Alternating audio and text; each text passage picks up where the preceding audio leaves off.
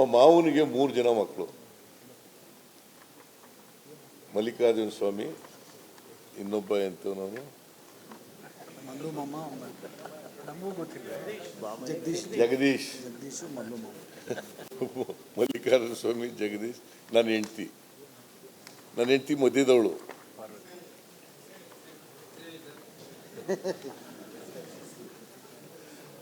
ಅವರಿಬ್ರು ಭಾಗ ಆಯ್ತಾರೆ.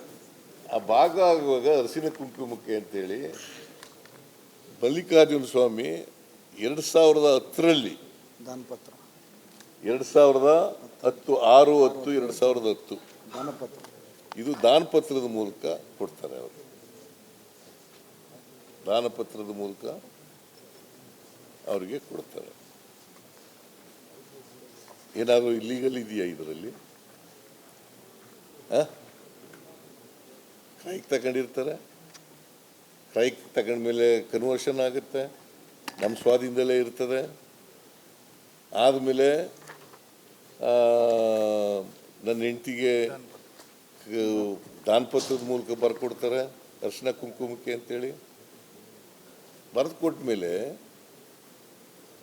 ನಮಗೆ ಈ 2014ರಲ್ಲಿ 13-14ರಲ್ಲಿ ಗೊತ್ತಾಯಿತು,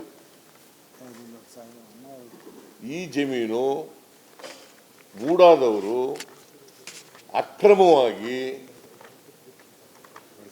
ಸ್ವಾಧೀನಕ್ಕೆ ತಕೊಂಡು ಸೈಟ್ ಮಾಡಿ ಪಾರ್ಕ್ಗಳು ಮಾಡಿ ಹಂಚಿಬಿಟ್ಟಿದ್ದಾರೆ ಅಂತ.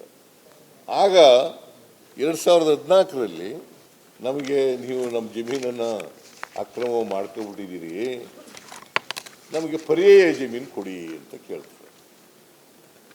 Is there any wrong? Is there any ಇಲ್ಲಿಗಾಲಿಟಿ?